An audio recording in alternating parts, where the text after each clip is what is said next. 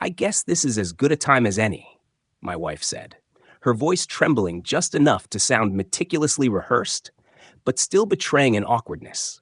The kind of tone that signals something explosive is about to happen, something you can't shove back into the box once it's out. Before we get started, be sure to subscribe to Family Tales by Ethan so you never miss out on these fascinating true stories. And let us know in the comments what you're watching today. Her words cut straight through the noise of clinking silverware and half-finished small talk. Christmas lights blinked along the windows of my parents' dining room, reflecting off the polished table where the Bennett family had gathered every December for as long as I could remember. The smell of honey-glazed ham and cinnamon rolls hung in the air, but nobody was eating anymore. Everyone froze, forks midair, mouths half open. It felt like time had taken a breath and refused to exhale. My wife, Lauren, placed her fork down with a heavy, deliberate clunk. She didn't look at me at first. Her eyes were fixed on the napkin in her lap, twisted between her fingers like a rope she wasn't sure she wanted to pull. "I can't keep this secret anymore," she choked out. "I didn't want you finding out like this, but I've fallen for someone else." A few beats passed, slow, suffocating beats where I swear I could hear my mother's heartbeat across the table. Then she said it. "I'm in love with your brother, with Aaron." The silence that followed didn't feel real. It felt manufactured, like a soundstage where someone had cut all the audio. My mother choked on her breath. My dad's eyes went wide with astonishment. Aaron's wife, Nicole, stared at him like she'd just discovered a stranger wearing her husband's face. As for Aaron, he didn't even dare lift his gaze. His cheeks were blotchy red, his jaw clenched as if trying to swallow air. Me? I took a slow sip of my wine, letting the taste settle on my tongue before answering. "Thanks for telling me." Lauren blinked. "What?" "Thanks. I appreciate the honesty. A bit late, though." Her face twisted in confusion. The kind that only appears when the script already prepared in someone's head completely falls apart. "What do you mean late? What are you talking about?" I set my glass down, wiped my fingertips on the napkin, and let the quiet stretch just long enough to make her squirm. "I've known about this, Lauren, for months. I found the texts, the hotel bills, even the little notes in your purse. So trust me, this isn't surprising." The whole table turned toward me like I'd grown a second head. Aaron stammered. You knew?" "Yeah," I said calmly. "It actually gave me time to handle things seriously."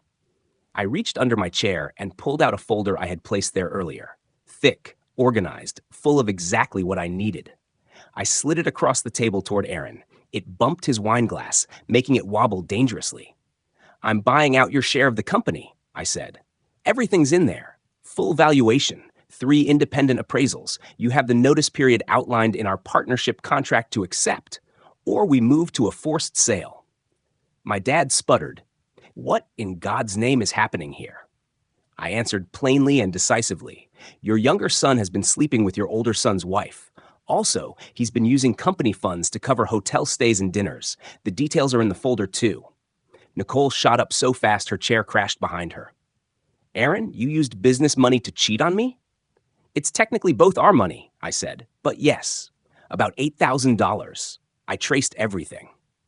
Lauren reached for my arm, her voice cracking. "We can fix this. I'll end it. We can try again. Real counseling this time." I let out a sigh, not one of anger or drama, just pure exhaustion. "Oh, about the counseling? The therapist we saw? She's actually one my lawyer recommended. She documented every session where you insisted you wanted to work things out while still secretly seeing Aaron." Lauren's face crumpled. Aaron's flushed with heat. "This valuation is garbage," he snapped. "You lowballed the company." "No," I said, leaning back. "It's the market rate for a mid-sized construction firm with aging machinery and uneven revenue. 3 professionals confirmed the same thing. You can challenge it, but the contract is crystal clear. Either you buy me out, I buy you out, or we force a sale." My mother wiped tears off her cheeks. How long has this been going on?" 7 months, I replied softly. "Probably longer." Lauren's breathing grew ragged. "You can't do this. You can't just take everything and walk away." "I'm not taking anything," I said. "I'm choosing my own path. And for the record," I reached into my jacket pocket and slid a second envelope toward her. "I filed for divorce 2 weeks ago. You were already served the papers. The woman from your yoga class? She wasn't an acquaintance. She was a process server. Lauren's jaw slackened. Her entire plan, whatever she and Aaron had been plotting, was unraveling right in front of her family. "You planned this," Aaron muttered. "You planned the whole thing." "Yep," I said, pushing my chair back. "While you two were planning whatever it is you thought you were planning." I stood, slipped my coat on, and looked around the table. My parents devastated, Nicole trembling, Aaron frozen, Lauren pleading silently. "Merry Christmas, everyone," I said. Sorry it had to happen like this, but she forced my hand. I turned to Lauren one last time. "Your things are already packed. The storage unit is in your name. The keys with the divorce papers. Don't you dare come to the house." Then I walked out into the cold December air, hands shaking as I opened my truck door, but a grin slowly forming across my face. Because for the first time in a long time, I felt truly free. I woke up the next morning expecting the quiet, cold, heavy, unfamiliar, but instead, the first sound I heard was pounding.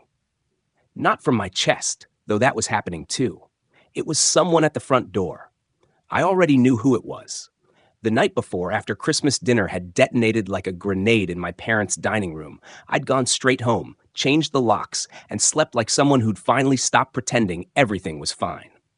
So when my Ring doorbell chimed and my phone lit up with the live feed, there she was. Lauren, standing on my porch in the same black coat she'd worn to dinner, her eyes wild, hair messy from the wind, breathing hard as if she'd sprinted the entire way. She tried the key first. When it didn't turn, the confusion on her face shifted, slowly, like a storm forming over a lake, into disbelief, then rage. She pounded again. "Open this door right now!" I hit the intercom. "Lauren, the house is in my name. I bought it before we got married. You're not on the deed. Like I said last night, your things are in storage. You can't lock me out of my own home."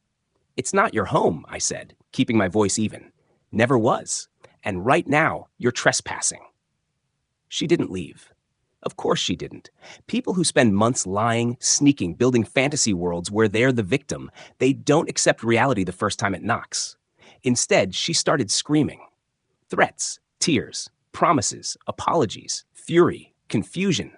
A cycle that repeated like a skipping record.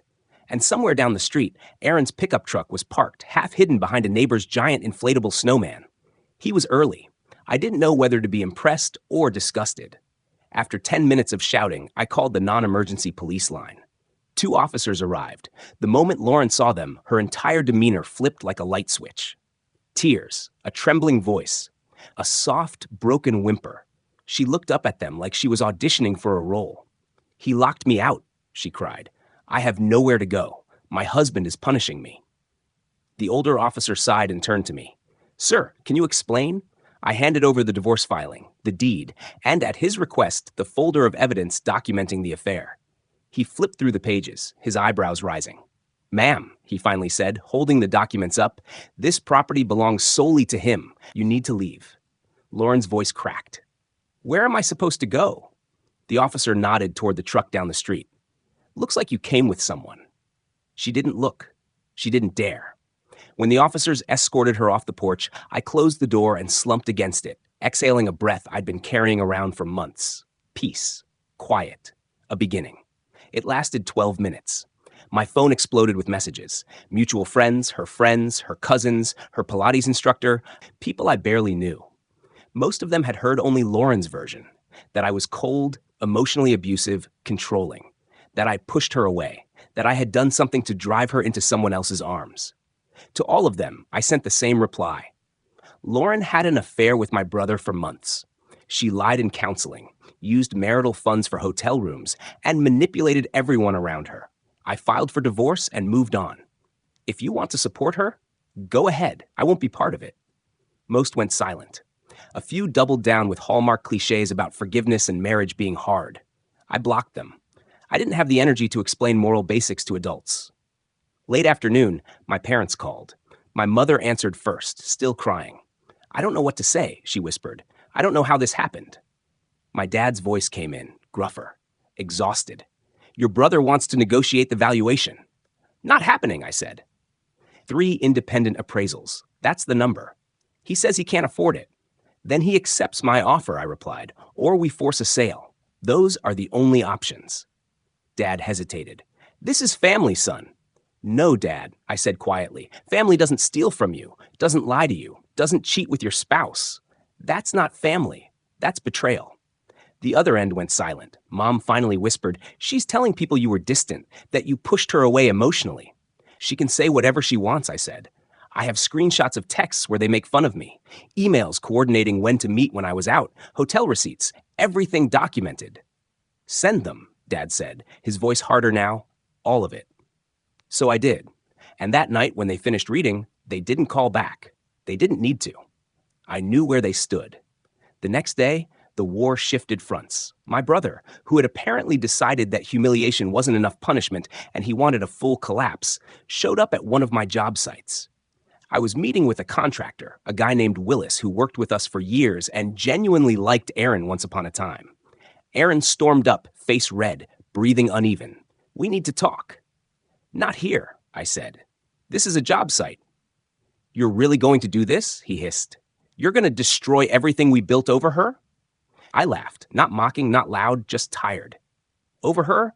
No, over you, over the fraud, over the lies, over the fact that you used company money to sneak around with my wife. It's my company too. Was, I said, past tense. You defrauded it. You violated the partnership agreement. You've left me no choice. Willis shifted uncomfortably. Maybe you two should take this somewhere else.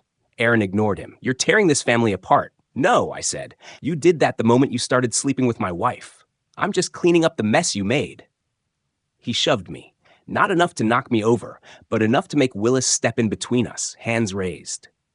That's enough, Willis said. You need to leave. Aaron glared at me one last time before turning and walking off the site. That night, as if coordinated, 2 new issues hit simultaneously. His lawyer filed motions claiming the partnership agreement was invalid, signed under duress, somehow manipulated by me. Total nonsense. The agreement was drafted by my dad's attorney years ago. Both of us had lawyers present. No one was forced into anything. My lawyer called it what it was, stalling tactics. Meanwhile, Lauren had reinvented herself as the tragic heroine of her own story. Anytime someone questioned her, she doubled down. I was cold, controlling, emotionally distant. She'd finally found real love, and I was punishing her for it. But people who actually knew us, they didn't buy it. One friend called me directly. She's saying you gaslit her for years, he said.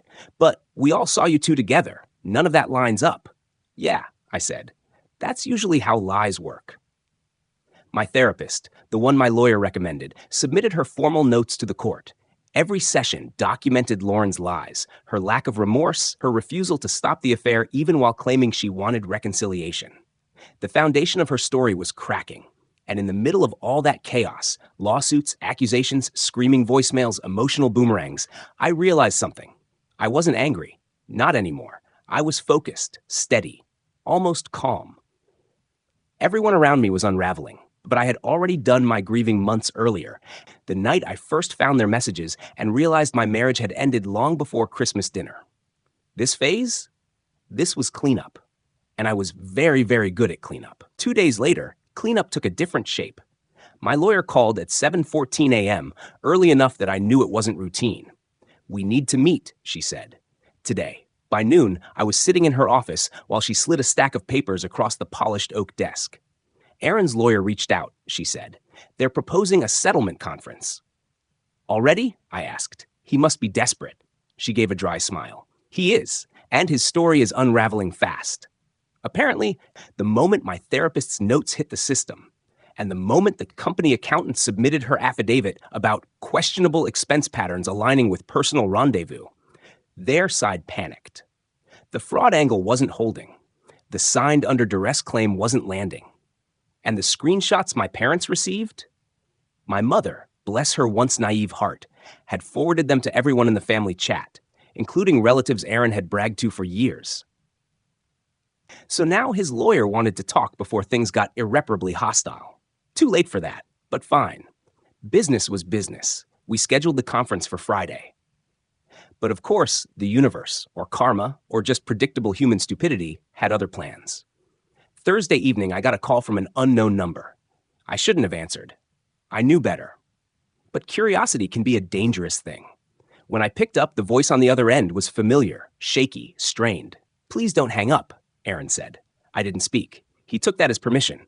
I messed up, he said. I know I did. You're right. You're right about everything. But I'm your brother. I closed my eyes. He went on. You're going to ruin me, he said. The business, the house, my reputation, everything. I'm begging you, don't do this. You did this, I said flatly. You and Lauren. A sharp inhale. She doesn't matter anymore. I almost laughed. She mattered enough to destroy a marriage. Silence. Then he said something I didn't expect. She wants to marry me. That was new and deeply pathetic.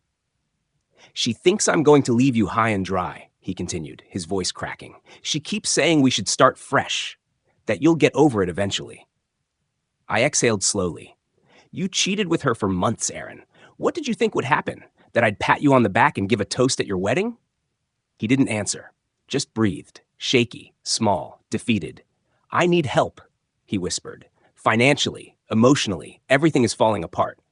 That's not my problem, I said. Please, he pleaded again. I'm your brother.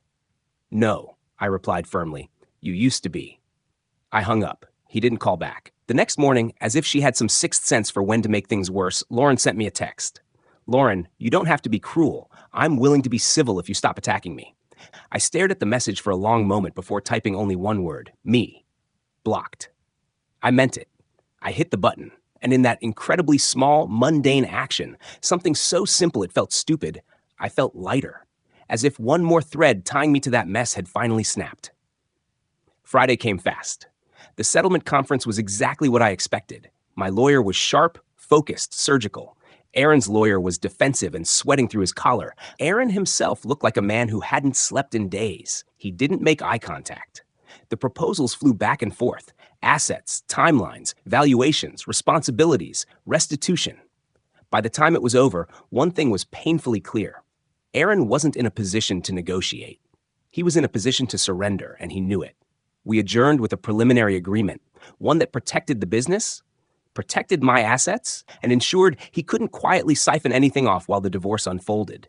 When we stepped outside, he finally looked at me. Not angry, not defensive, just hollow. How did it come to this? He whispered. You know how, I said. He swallowed, but didn't argue. Not anymore. I drove home afterward with a strange, unfamiliar emotion pulling at the edges of my thoughts. Not guilt, not sadness, but finality. This wasn't a war anymore. It was a closing chapter. And when I walked through my front door, the sun low, the house warm and quiet, something hit me all at once. Not relief, not peace, something deeper. Freedom, the kind that doesn't announce itself with fireworks or celebration, just a slow, confident exhale from a man who had finally burned the last rotten bridge behind him. Cleanup was almost done, and the life on the other side, that part was finally wide open.